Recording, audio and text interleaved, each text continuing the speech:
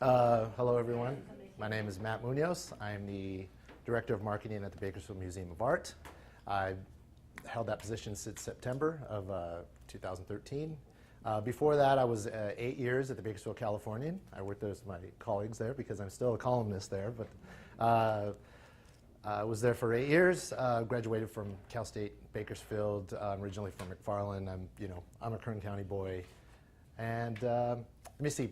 I'm involved in so many things. Oh yeah, and my band Mento Buru. We've been playing here in town for the past 23 years. So my roots are very firmly planted in Kern County, the Central Valley.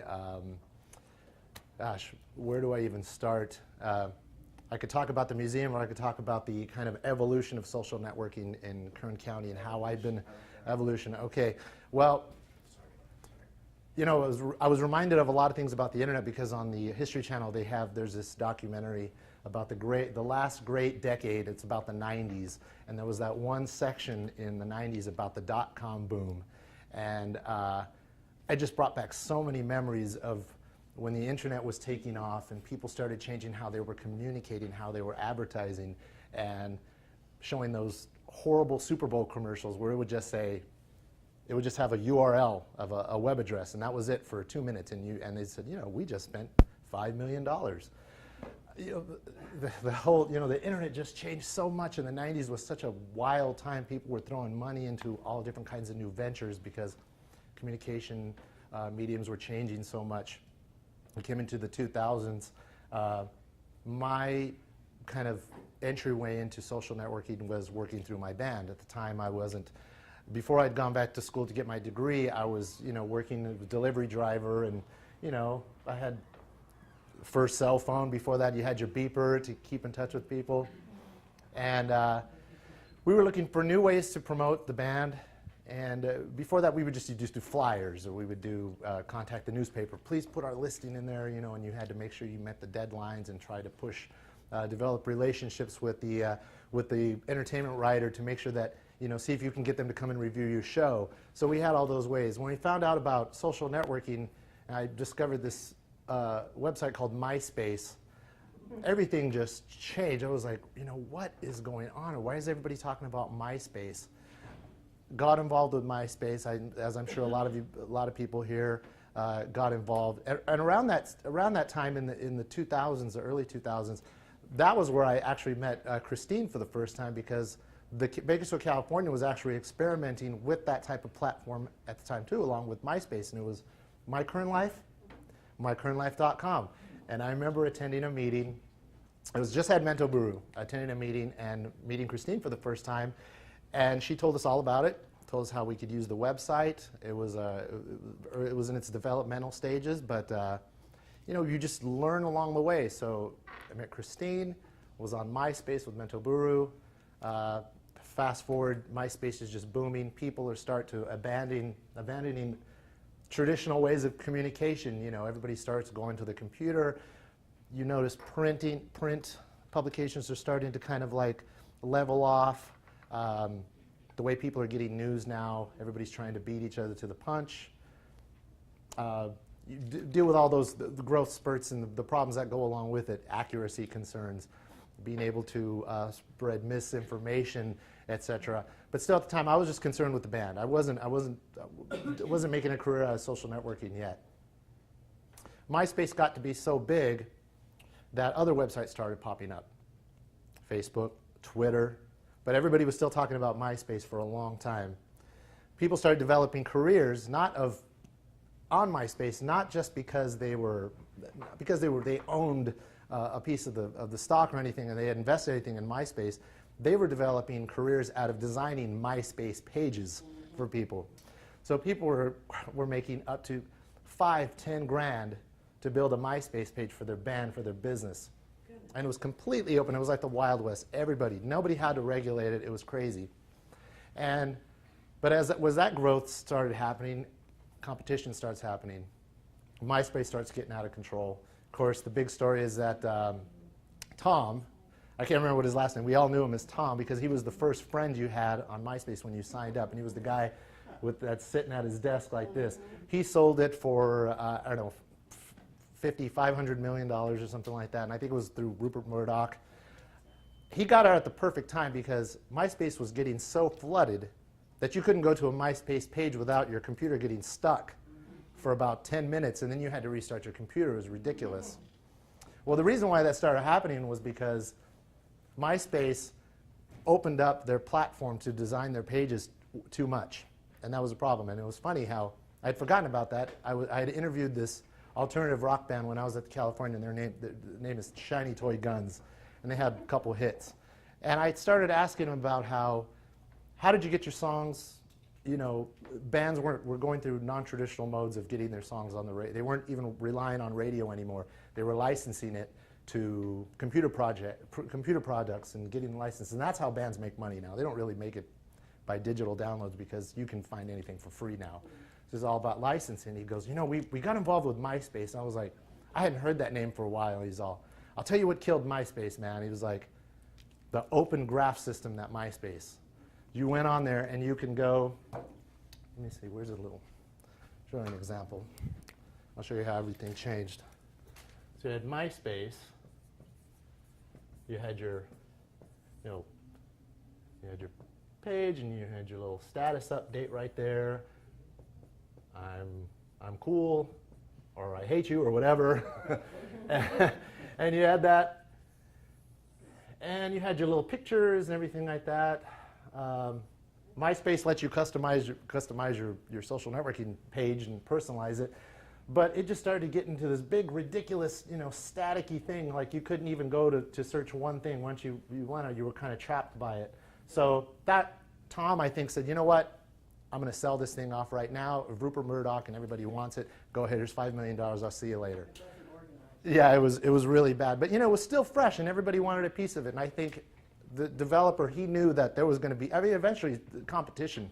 It happens. It's what makes America great. We compete, and we, just get bigger and bigger and bigger, and then it becomes a global thing. So when Facebook had already been around for a while, but what Facebook did was they put a lock on what you're doing, and that was ultimately to make money. But they only allowed you to do so much, and that's what they still do now. Facebook, when it first started out, it was always MySpace and Facebook. And little by little, you saw the trend. It got bigger and bigger and bigger, and it just got huge and blew everything up. And still now, they're still figuring out ways to make money. MySpace is trying to make a comeback. It's not going to happen. I still have my band profile on there, and the first thing you see when you visit is visit us on Facebook, because it's like there's nothing to see there. Justin Timberlake and all these artists poured a lot of money in it, but it's not going anywhere. So right now, there are lots of different platforms, and it all depends on what you're using it for. Just to use this example for the band, Facebook works for us because it's free, and at the time you could use it for whatever you wanted, but now Facebook is actually blocking how people are finding your page. You have to spend a little money. Algorithms, and Carlin will tell you about all that stuff because that's his specialty. I'm kind of new to a lot of things. I kind of know what I know and it works for me, but I kind of learn along the way. So yeah, social networking, Facebook. When I was at the Bakersfield, California, when did Mercado start? Mercado Nuevo, 2000. It was early 2000s. Yeah. I wasn't really involved in that side. Yeah. Well, oh yeah. Okay, so 2003, when I graduated from Cal State, I was a communications degree, public relations. I wanted to find a job. Bakersfield, California had started this new niche product division called Mercado Nuevo, new market. They had three or four print products. They had The Voice, Northwest Voice, Southwest Voice, Moss Magazine, which was the Voices were community newspapers, and they were, you can submit your community news, and it was neighborhood specific. I hated all that. Then I had to look at each thing to know what was going on in town.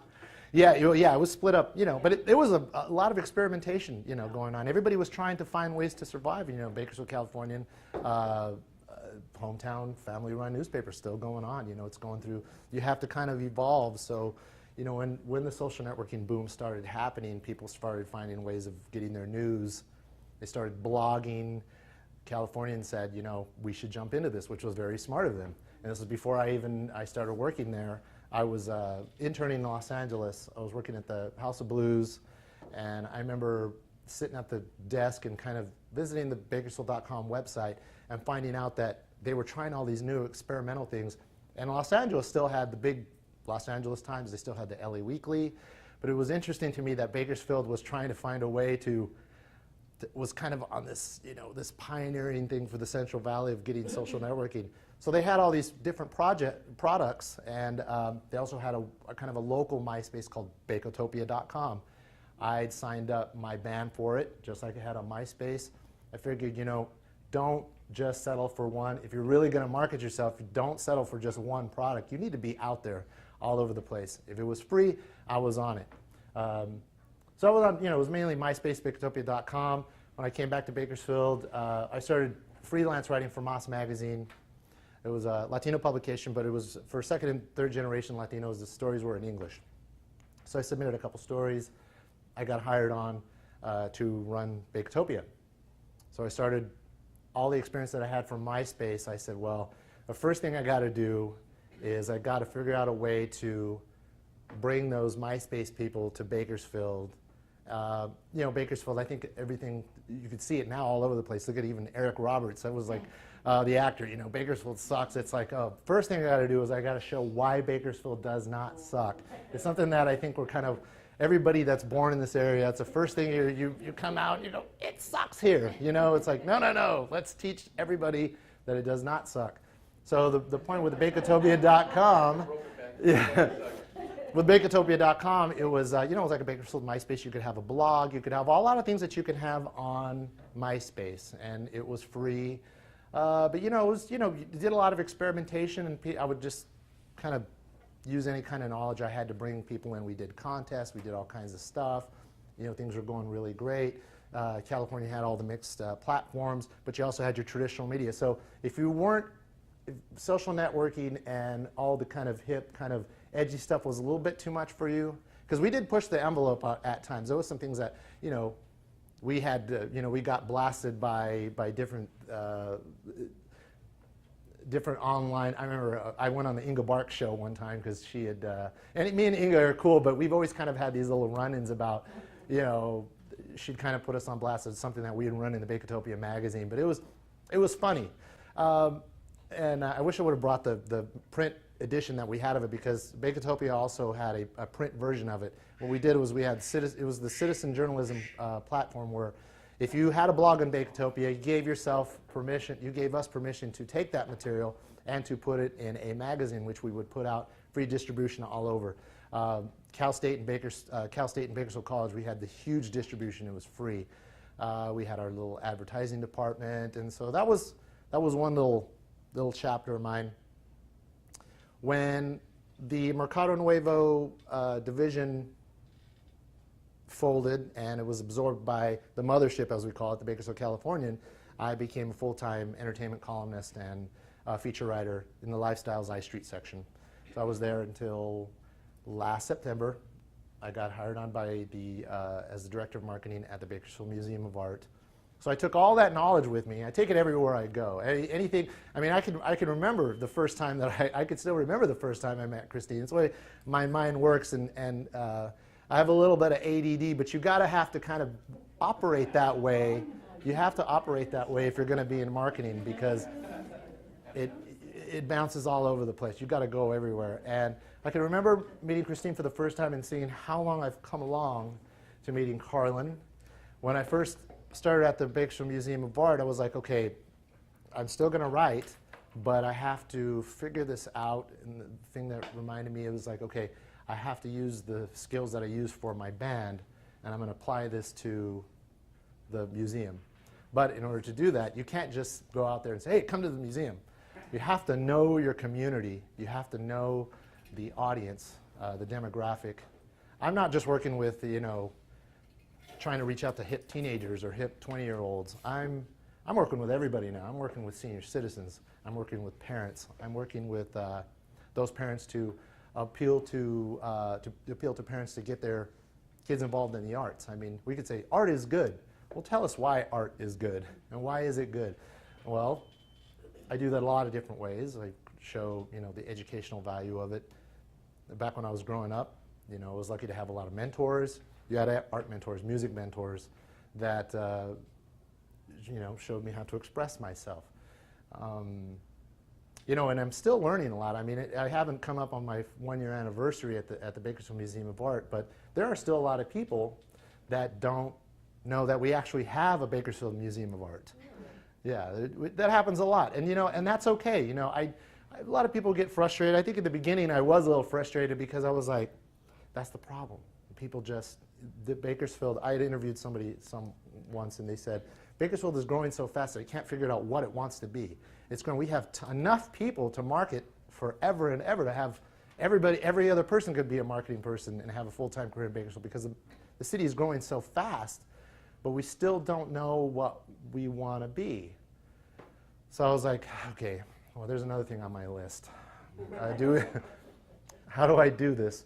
One of the first names I heard was Carlin Jones and Jeanette because their involvement with the museum.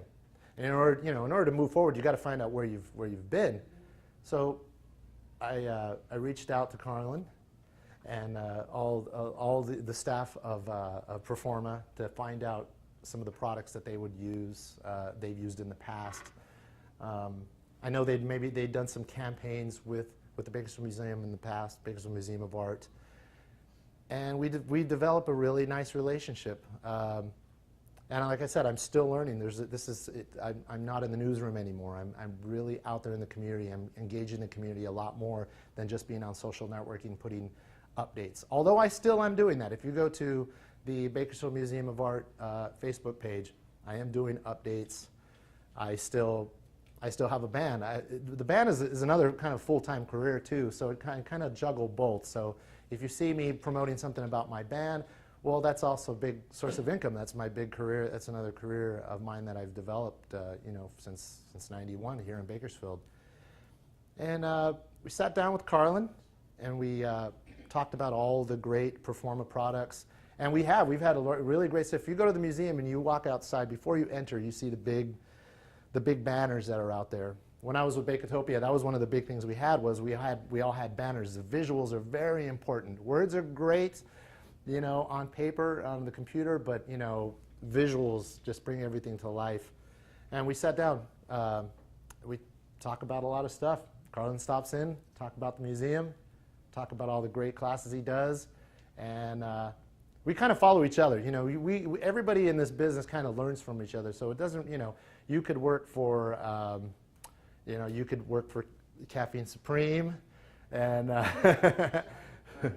Current Federal Credit Union, and it's great to communicate with each other because people may not want to share secrets or tips on everything like that. That's bull. Everybody, because not everything is going to work for everybody. It all depends. Not every museum in town is the same. People don't. There's one thing I've learned, and I learned is that there's a difference between an art gallery and an art museum.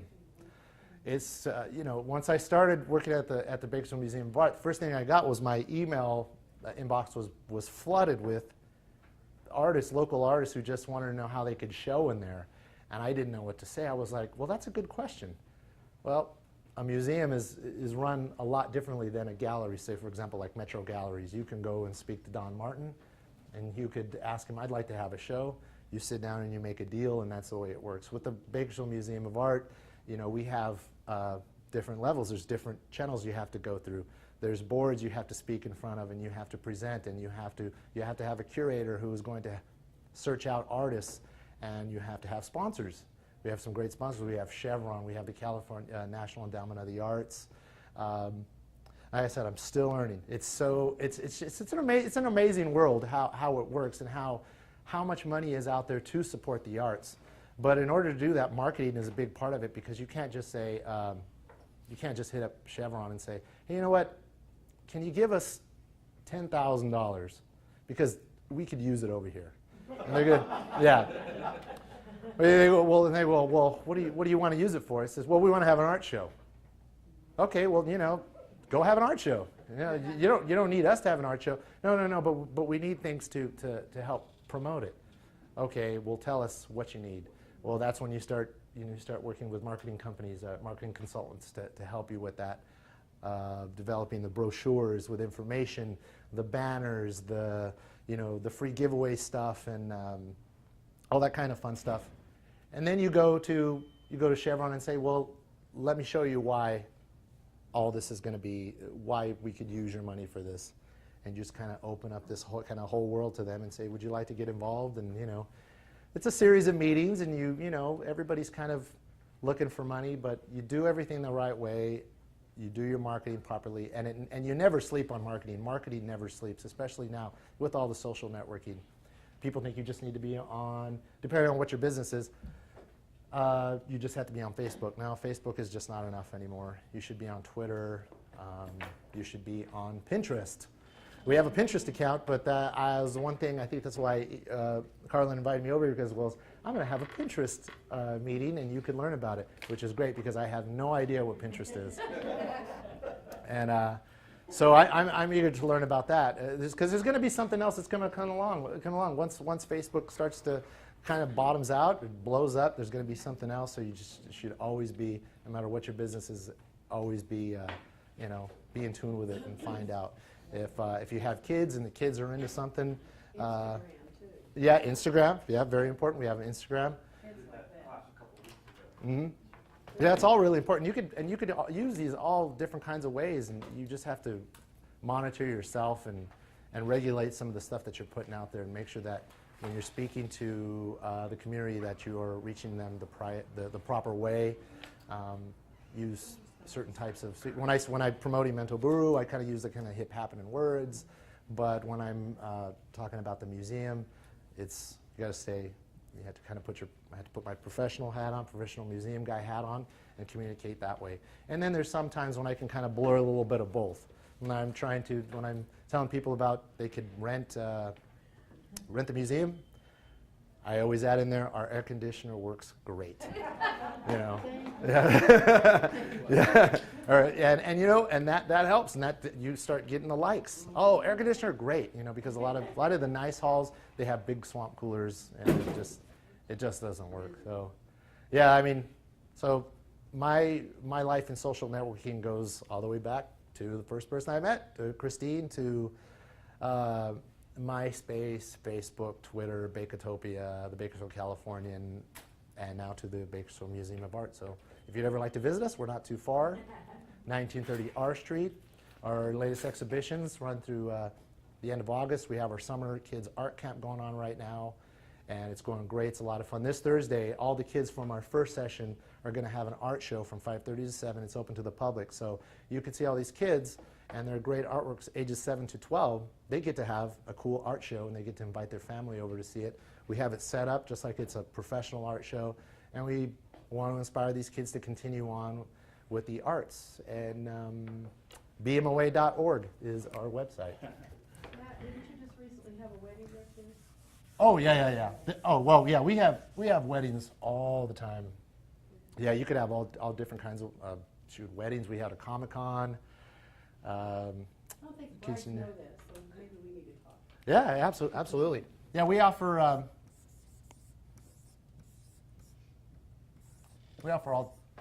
kinds of deals. And one thing that sometimes it was kind of a sad situation, but that when the Golden State Mall closed down and all those poor brides and families lost all their thousands of dollars, the first thing I did was, it's not to take advantage of a bad situation, but try to offer some sort of a help, was go on there and let people go on Facebook and all the social networking websites and remind people, look, if you were affected by the closed up and you were looking for a last-minute booking, But you just reached out, that's good. yeah, just go out there and say, tell us your story and see what we can do. Because there are things we can do. Of course we can't. Oh, yeah, okay. And so, yes, lunch is coming. And yeah, but I'm at the Bakersfield Museum of Art. Thanks for your time. Thank you, Carlin, and everything.